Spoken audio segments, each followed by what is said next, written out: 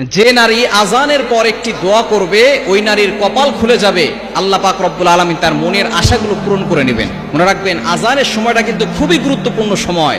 এই সময় কিন্তু আমরা অনেকেই দোয়া করি না, এই সময়টা হেলায় খেলায় নষ্ট করে দেই। আজান দেওয়ার সাথে সাথে আমরা আজানের জবাব দেওয়ার চেষ্টা করব, এবং আজান দেওয়ার সময় কিন্তু আল্লাহ পাক রব্বুল আলামিন বান্দার দোয়া কবুল করেন। যখনই আজান দেওয়া হয় তখন আসমানের দরজাগুলো খুলে দেওয়া হয়, তখন বান্দার কথা সরাসরি আরশে আযমে গিয়ে নক করে এবং আল্লাহ পাক রব্বুল আলামিন তার দোয়াগুলো কবুল করে নেন।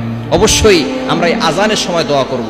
নবীজি সাল্লাল্লাহু আলাইহি ওয়াসাল্লাম জানিয়ে দিয়েছেন, এবং আজানের সময় সতর্ক থাকাও দরকার। মা বোনদের এই আজানের সময় সতর্ক থাকতে হবে, কারণ এই সময় যখনই আজান দেওয়া হয় তখন শয়তান, আজানের শব্দ যতদূর পর্যন্ত যায় ততদূর পর্যন্ত শয়তান পালাতে থাকে। হাদিসের ভিতরে আসছে শয়তান পালাতে থাকে, এবং কুকুর এই শয়তানদেরকে দেখতে পারে, যার কারণে কুকুর ঘেউ ঘেউ করে আওয়াজ করে। দেখবেন আজানের সময় অনেক জোরে জোরে আওয়াজ করে কুকুর, কেন? তারা শয়তান দেখতে পায়, যার কারণে তারা এইভাবে আওয়াজ করে। এই সময় নারীরা চুল খোলা রেখে ঘর থেকে বের হবেন না। আজানের সময় চুলটাকে ভালো করে আটকে রাখবেন এবং সব সময় পর্দা করার চেষ্টা করবেন, কারণ একটা চুল যদি পরপুরুষ দেখে 70টা সাপ হবে এবং আপনাকে কামড়াবে কিয়ামতের ময়দানে। এই জন্য চুল যাতে করে কেউ না দেখে সে বিষয়ে অবশ্যই খেয়াল রাখতে হবে। চুল যাতে করে কেউ না দেখে সে বিষয়ে খেয়াল করবেন, এবং আজানের সময় চুল খোলা রেখে বাসার ছাদে আপনার মেয়েকে পাঠাবেন না, বাসার ছাদে আপনার স্ত্রীকে পাঠাবেন না, ঘরের বারান্দায় যেতে দিবেন না, কারণ এই সময় যদি কোনো শয়তান সে নারীকে দেখে নারীর প্রতি বেশি আকৃষ্ট হয় এবং ছোট বাচ্চাদের প্রতি অ্যাট্রাকশন দিয়ে থাকে, আসর করে থাকে।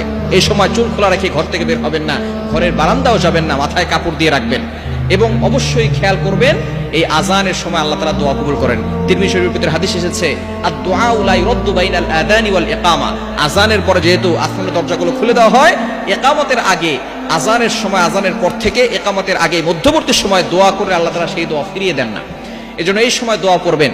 একটা দোয়া আছে, নবীজি সাল্লাল্লাহু আলাইহি ওয়াসাল্লাম জানিয়ে দিয়েছেন, দোয়াটি হচ্ছে বুখারী শরীফের হাদিস, অন্যান্য হাদিসের কিতাবের ভিতরে এসেছে, আল্লাহুম্মা রাব্ব হাযিহি দাওয়াতি তাম্মা ওয়াস সালাতিল কাইমা আতি মুহাম্মাদানিল ওয়াসিলাতা ওয়াল ফাদিলা ওয়াদ দারাজাতার রাফিআ ওয়া বা'আসহু মাকামান মাহমুদান আল্লাযী ওয়া'আদতা ইন্নাকা লা তুখলিফুল মিআদ।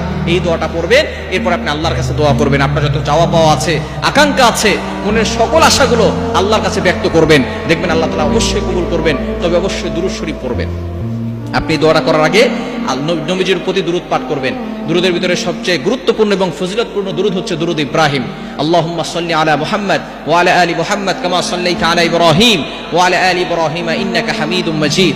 আল্লাহুম্মা বারিক আলা মুহাম্মাদ ওয়া আলা আলি মুহাম্মাদ কামা বারাকতা আলা ইব্রাহিম ওয়া আলা আলি ইব্রাহিম ইন্নাকা হামিদুম মাজিদ। কারণ দোয়া কবুলের আগে অবশ্যই দুরূদ শরীফ পড়লে সেই দোয়াটা তাড়াতাড়ি কবুল হয়ে যায়। এজন্য অবশ্যই আমরা আজানের সময় আল্লাহর কাছে দোয়া করব, সেই দোয়া কখনো ফিরানো হবে না।